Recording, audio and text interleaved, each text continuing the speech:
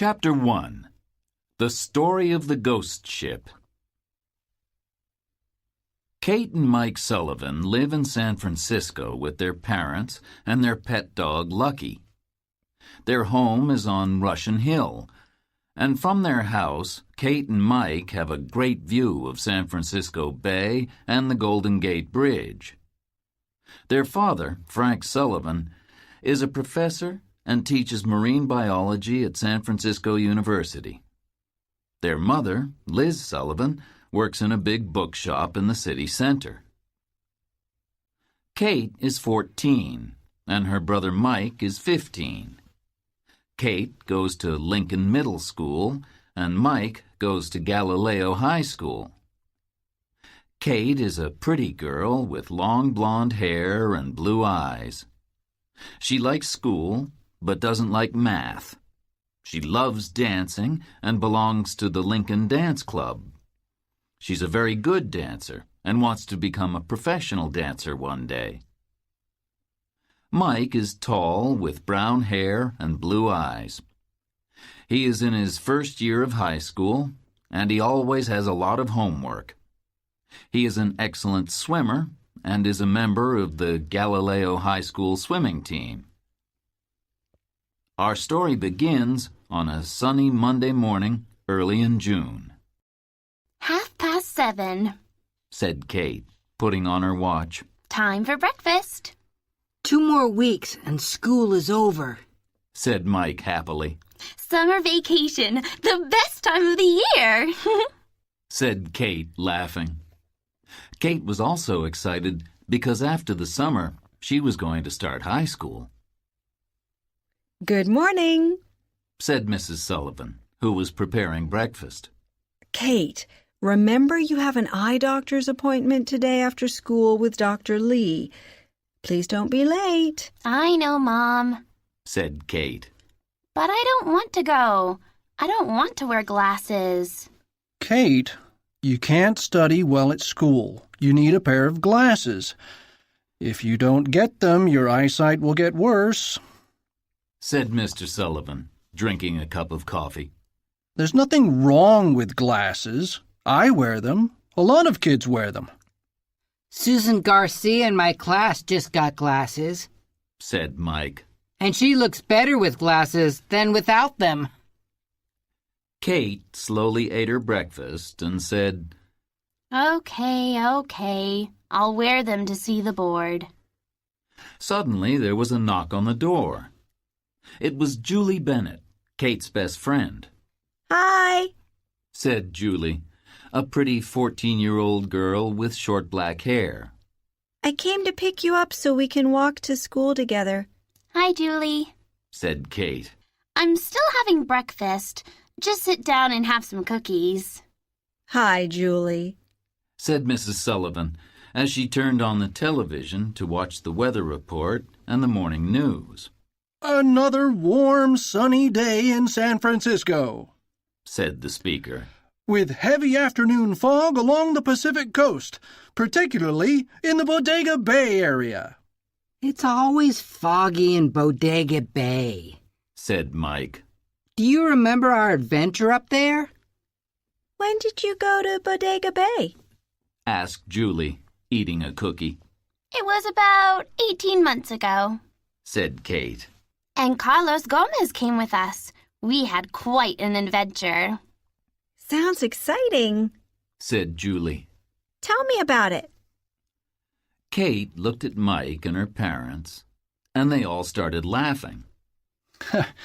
Well, Mom and I have to go to work, said Mr. Sullivan. It's getting late. See you this evening. Bye. Okay, let me tell you about it, said Kate, looking at her watch.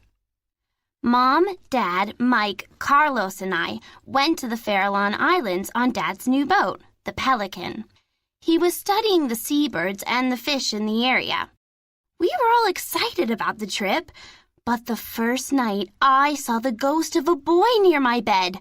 I screamed and was scared, but no one believed me. Then, one night, Mom and Dad heard a ship's bell and saw a yellow light at sea. They thought someone needed help, so they took the lifeboat and left the Pelican. The next morning, we couldn't find them, and we were worried. We took the boat and went to look for them. In the fog, we saw a strange old ship, the Sonora. Later, we discovered that it was an old Spanish pirate ship that was lost at sea in 1608. What? A ship that was lost 400 years ago? cried Julie, who stopped eating. Yes, it was a ghost ship, said Kate. We knew Mom and Dad were on that ship because their lifeboat was there. We were scared, but we went onto the ship and we had a terrible surprise. The ship's crew were all ghosts. Ghosts of sailors and pirates. We were terrified because we saw Mom and Dad sitting in a corner. We went to help them, but then the ghost of Captain Salamanca spoke to us. He was terrible. He killed people, and they became part of his crew of ghosts. He said he needed a big crew because he was looking for some lost treasure. He wanted to kill us all. Suddenly, Lucky jumped on the table, and a big candle fell, and a fire started. Ghosts are afraid of fire, so they moved away, and we helped Mom and Dad get off the ship. Before leaving, Mike saw Captain Salamanca's treasure map on the table and took it. What an adventure! said Julie. Do you still have the treasure map? Mike has it, said Kate. but he hid it because it's a big secret. That afternoon, Kate went to the eye doctor with Julie. Dr. Lee was a friendly young man.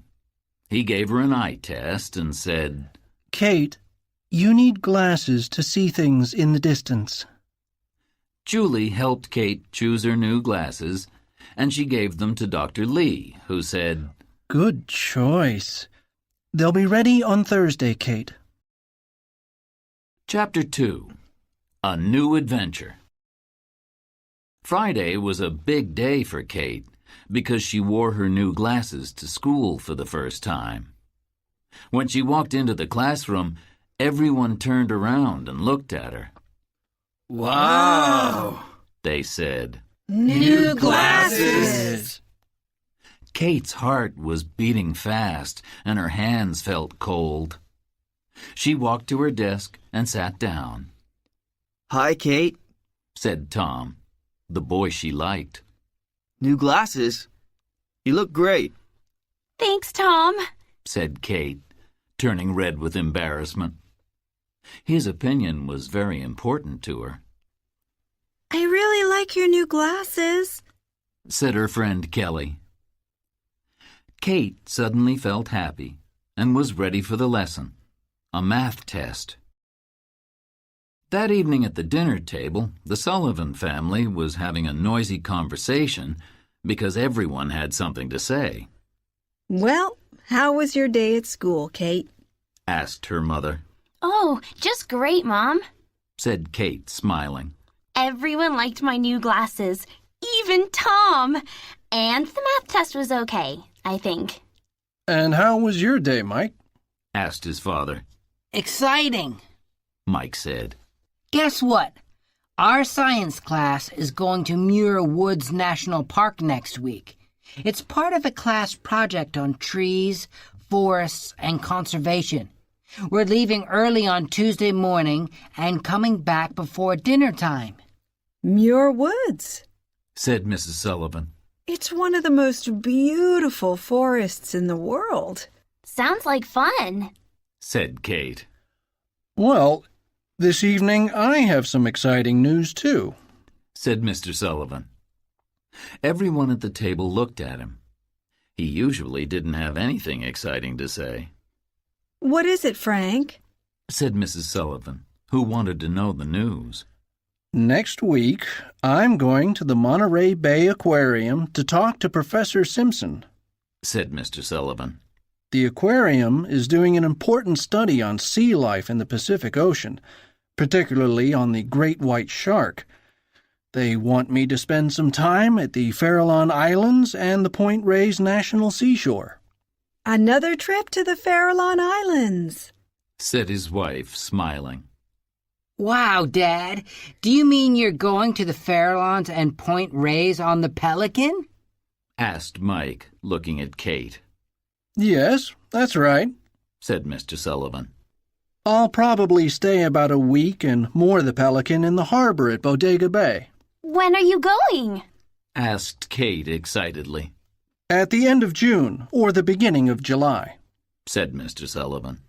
Can we come along? Cried Kate and Mike. Of course, said Mr. Sullivan, laughing. What about Lucky? Asked Kate. Lucky heard his name and started barking. Yes, Lucky can come too, said Mr. Sullivan. It'll be great fun like last time, said Mike. But without the ghosts, said Kate nervously. Yes, without the ghosts and the ghost ship, said Mrs. Sullivan, who still remembered that terrible adventure. Oh, Dad, can we invite Carlos like last time? Asked Mike. Carlos Gomez was Mike's best friend.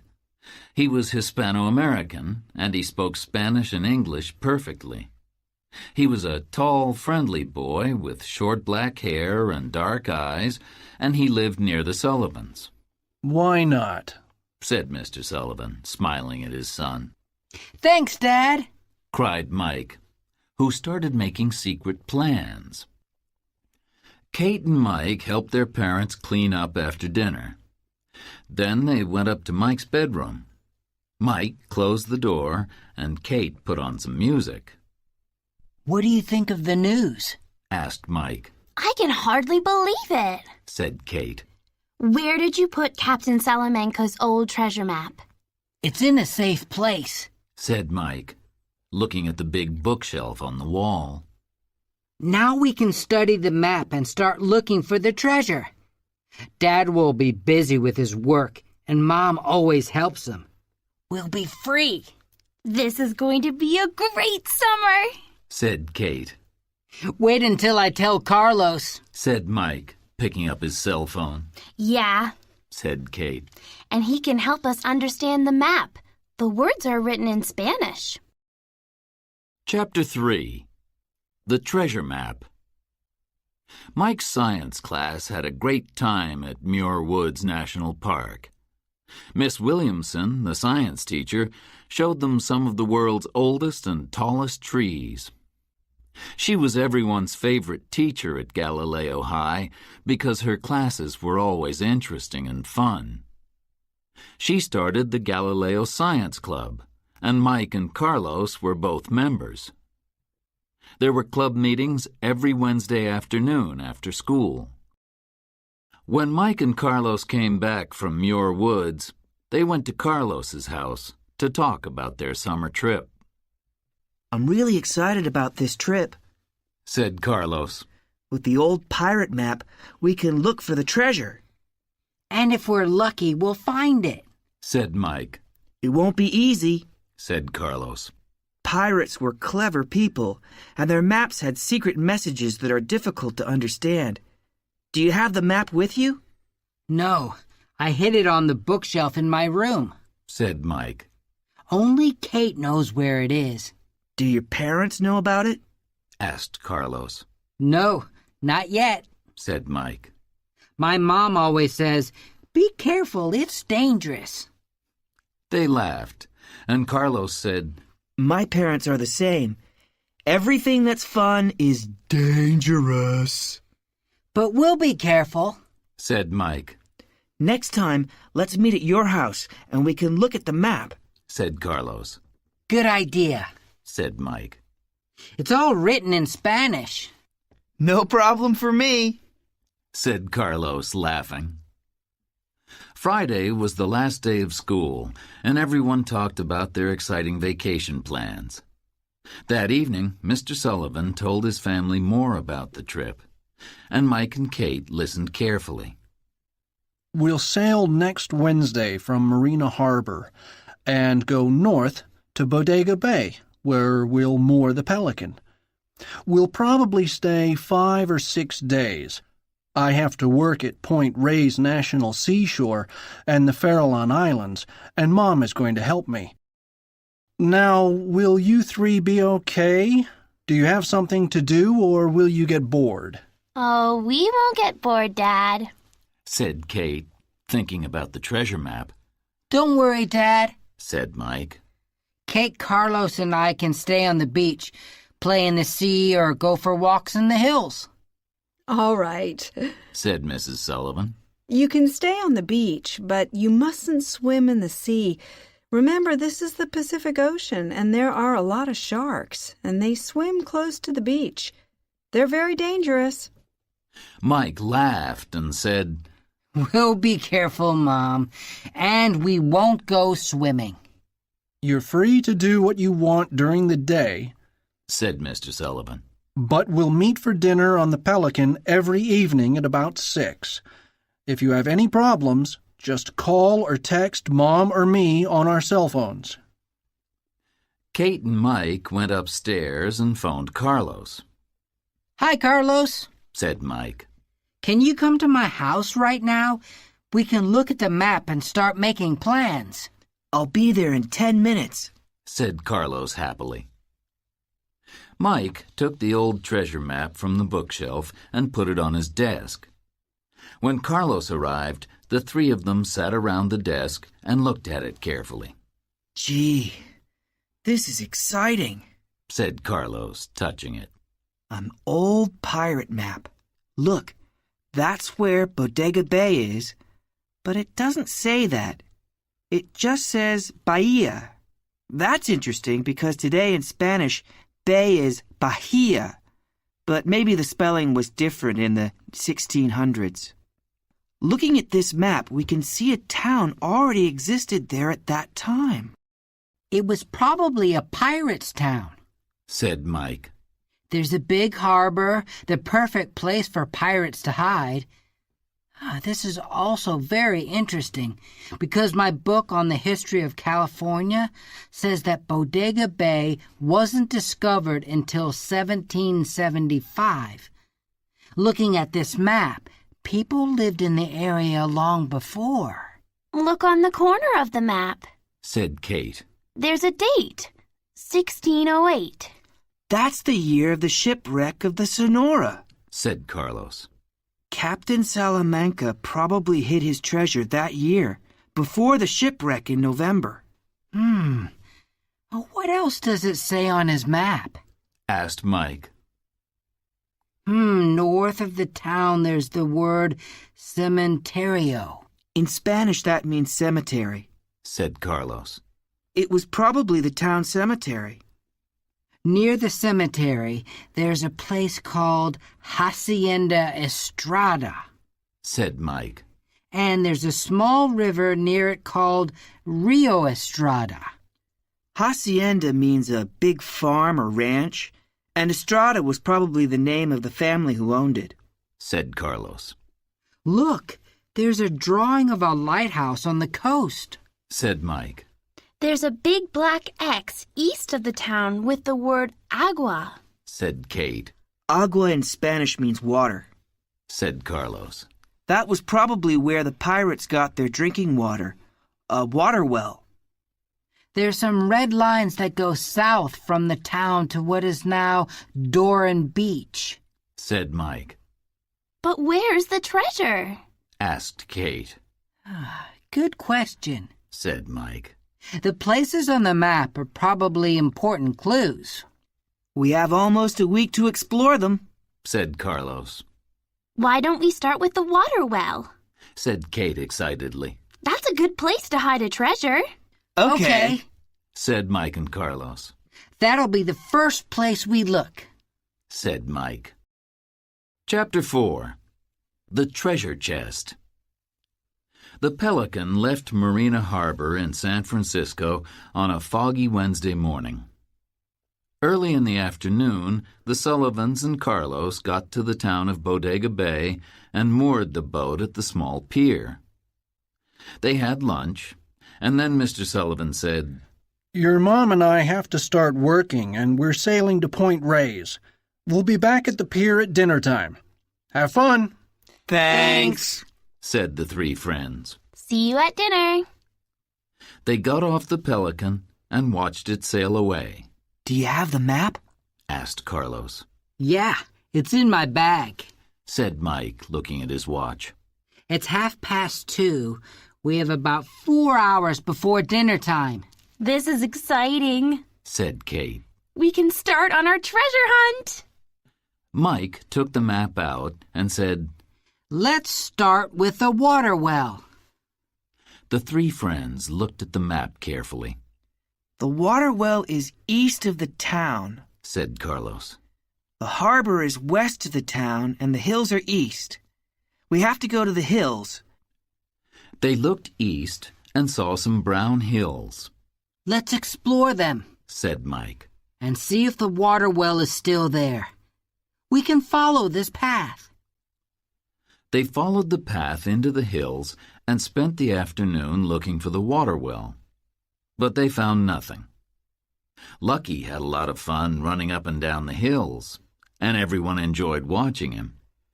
I don't think there's a water well in these hills, said Kate, who was hot and tired. And I'm thirsty. There's nothing in these hills, said Carlos, laughing. Hey, guys, it's almost 5 o'clock, said Mike. It's time to go back. Dinner is at 6:30. On the way back, we...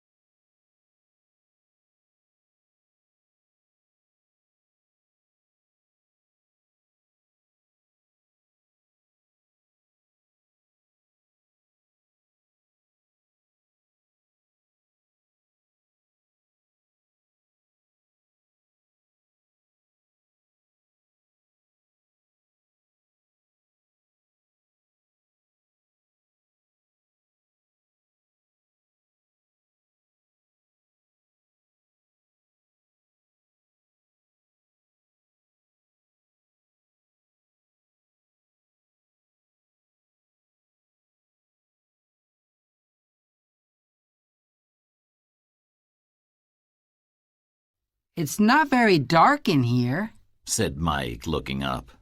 There's a hole up there, a small opening, said Carlos. And I can see the sky. How strange, said Kate, who was a bit nervous. They looked around the cave, but it was empty. Then suddenly Carlos saw something.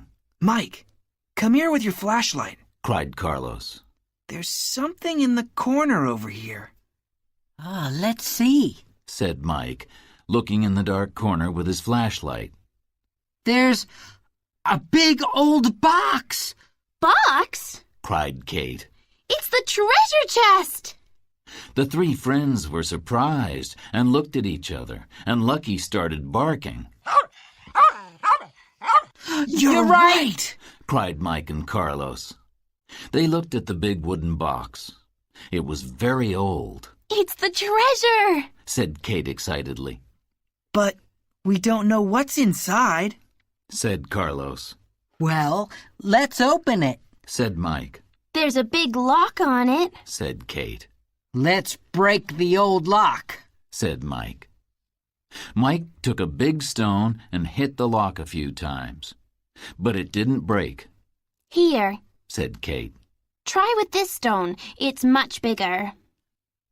But the old lock didn't break. Let me try, said Carlos, hitting the lock again.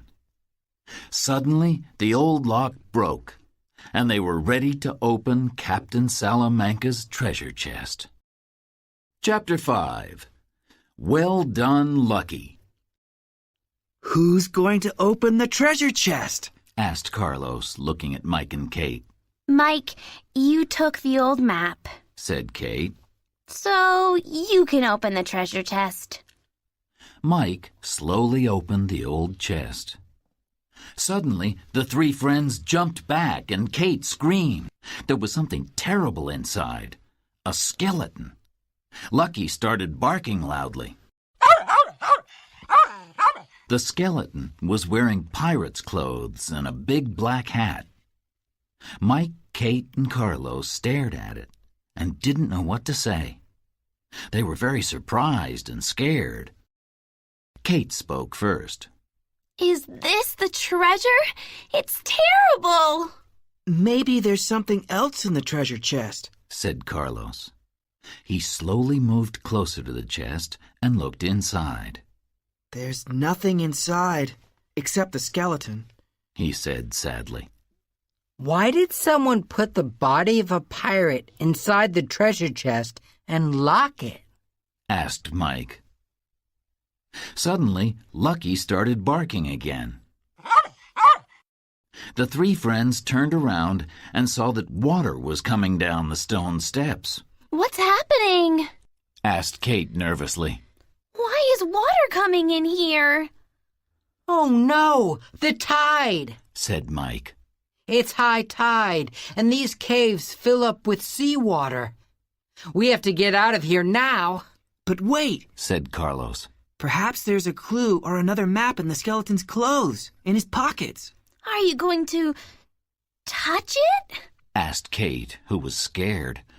I'll just touch his clothes, said Carlos. We have to hurry, said Mike.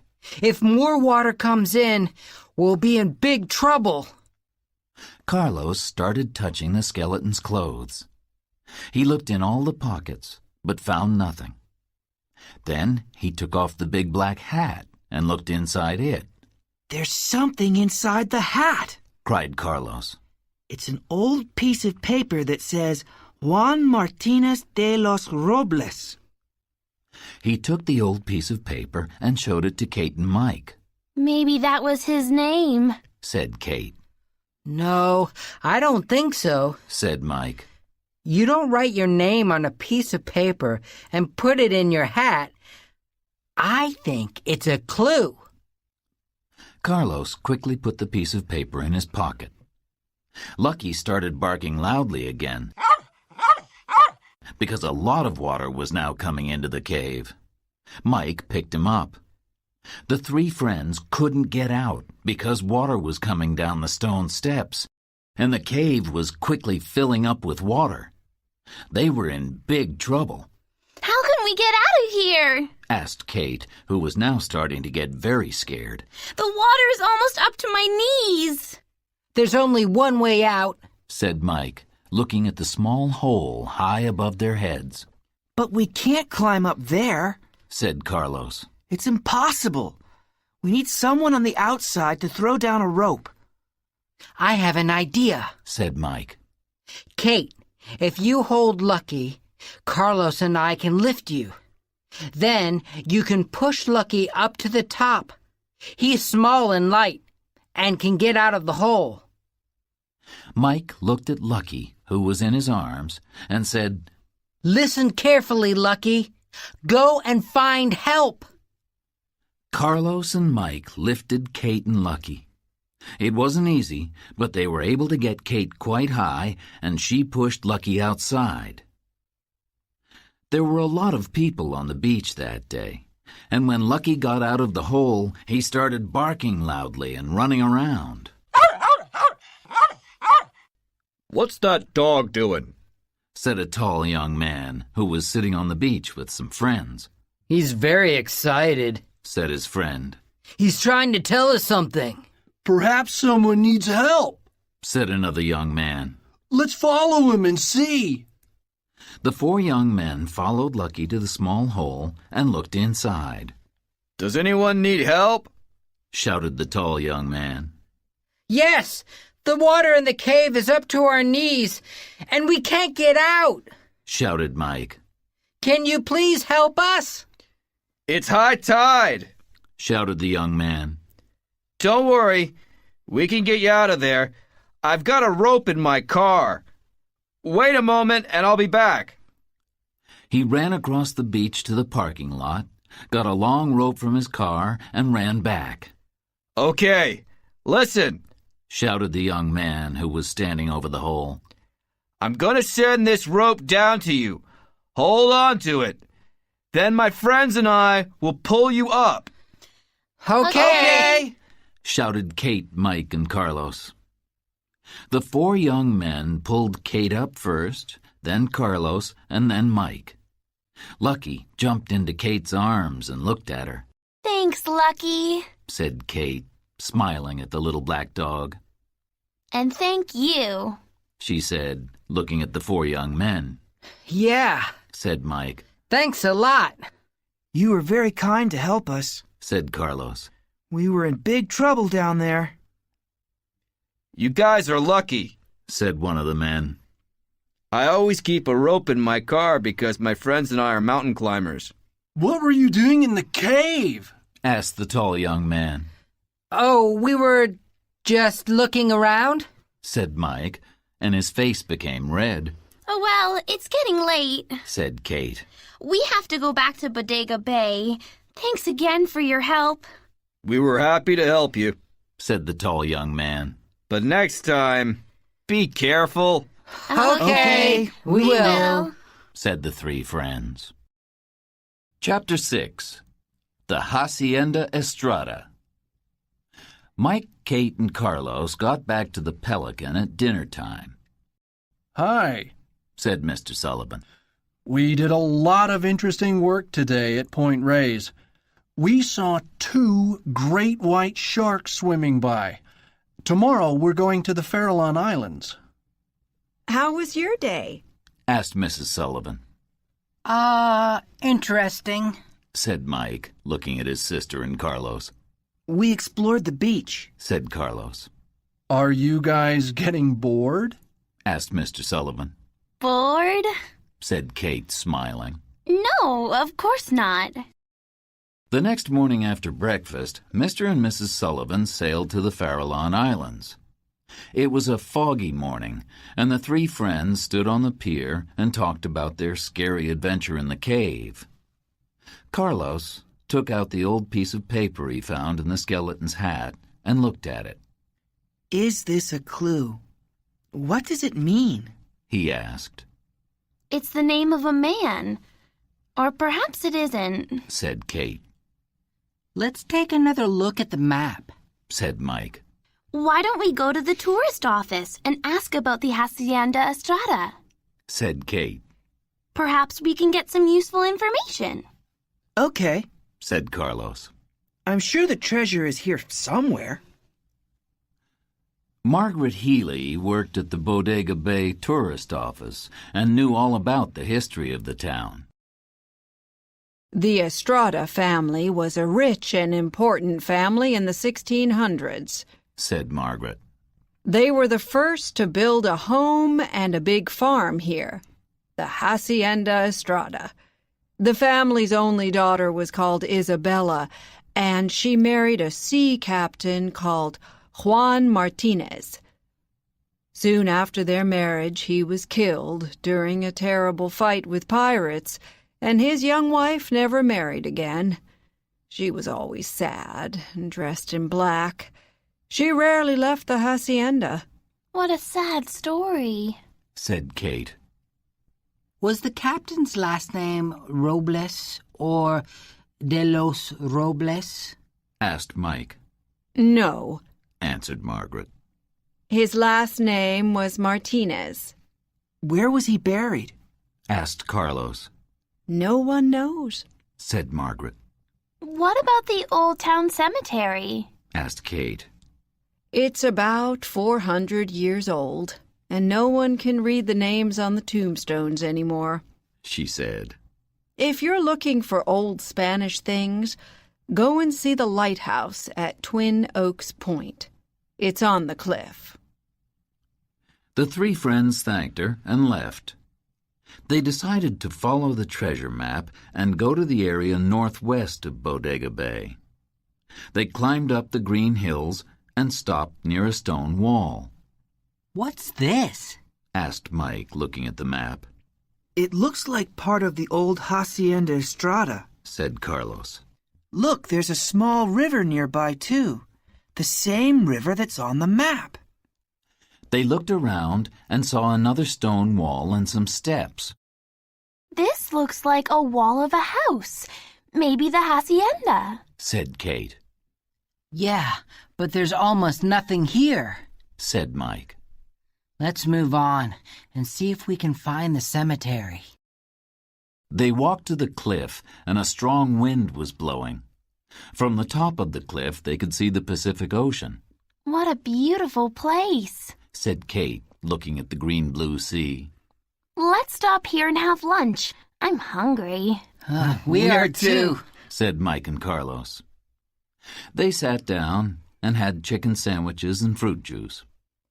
Hey, look down there, said Carlos, eating his sandwich. From the top of the cliff, they saw the old cemetery that was on Salamanca's map and the old Spanish lighthouse.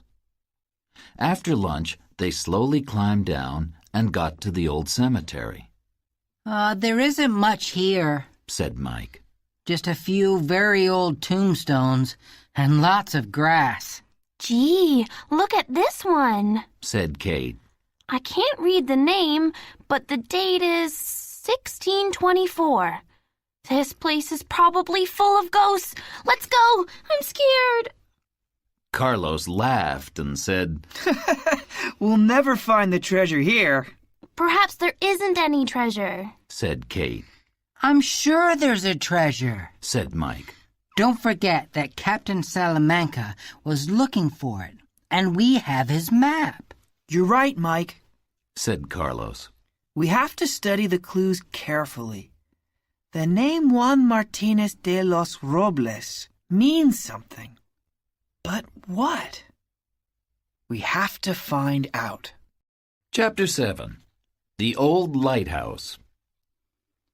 Let's go and see the old lighthouse at Twin Oaks Point, said Carlos. Lighthouses are always interesting. It was a windy day, and they walked along the cliff for almost an hour to get there. There was an old stone lighthouse on the cliff above the sea near two big oak trees. This was probably an important lighthouse in Captain Salamanca's days, said Mike. Those two big oak trees look very old, too.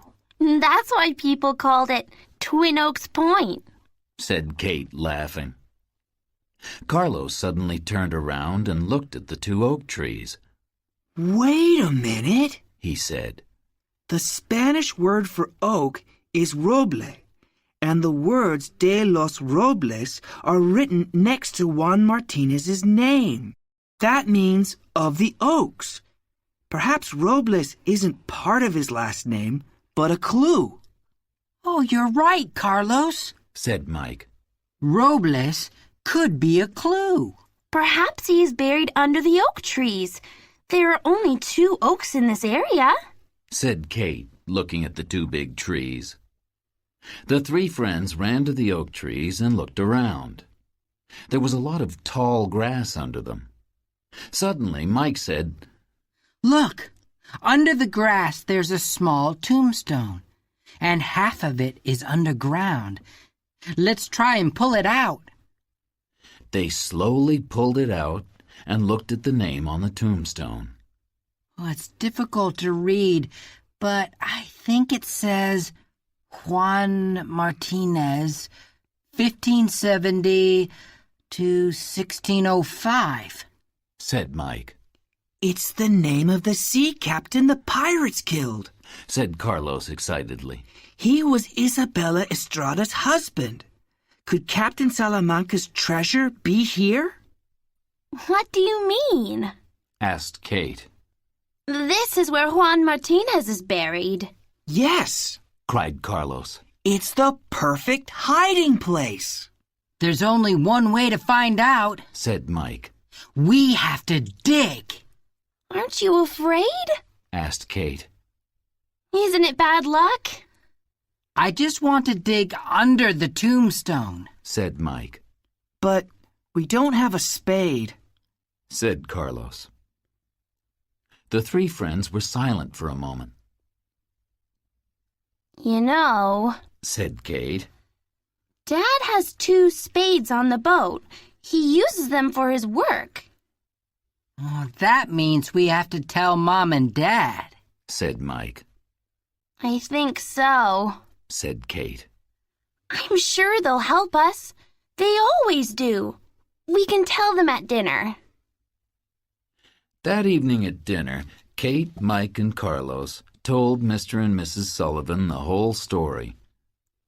They stopped eating and were very surprised, but they were not angry.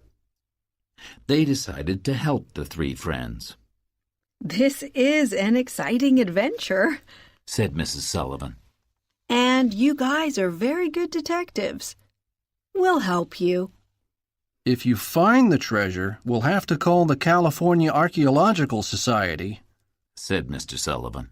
because the treasure belongs to the state of California. Tomorrow morning, we'll go to the old Spanish lighthouse and start digging. Who knows what we'll find? By 10 o'clock the next morning, they were at the old Spanish lighthouse. Mr. Sullivan gave Mike and Carlos 2 spades, and they started digging. They dug for a short time, and suddenly Carlos's spade hit something hard. He stopped digging and looked at Mike. I found something, Cried Carlos. Let me help you. Said Mr. Sullivan. They pulled a small wooden treasure chest out of the ground. It was heavy, Wow. said Kate and Mrs. Sullivan, looking at it. This is hard to believe. Said Mr. Sullivan. Can we open it? Asked Mike. Yes, of course. Said Mr. Sullivan. Let's see what's inside. The lock was broken, and Carlos and Mike slowly opened the treasure chest. It was full of gold and silver coins, jewelry, pearls, and a king's crown. Wow. They all cried. They couldn't believe their eyes, Look at all of these gold and silver coins. cried Kate. Everyone stared at the treasure in silence, but no one touched it. A pirate probably hid this treasure here in the 1600s. Said Carlos. Another pirate knew about it and planned to come here and dig up the treasure. Yeah. Said Mike. And someone killed him because he didn't want to tell his secret. But he wrote his secret on a piece of paper and put it in his hat. Said Kate. And we found it after 400 years. Why did Captain Salamanca have the treasure map? Asked Carlos. That's a mystery. Said Mike, smiling. What an exciting story. Said Mrs. Sullivan. Captain Salamanca's treasure map brought you good luck.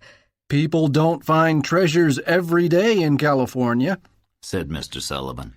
Now, I'm going to call the California Archaeological Society in San Francisco.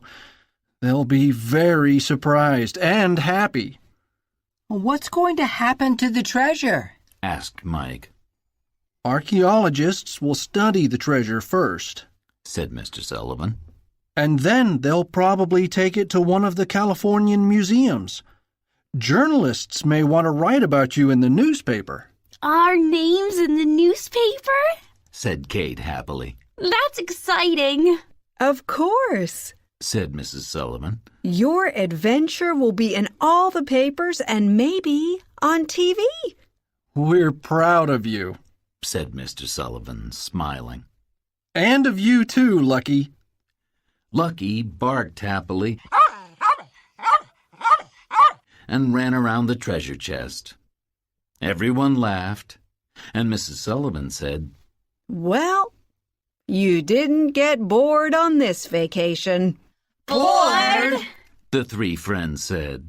Never!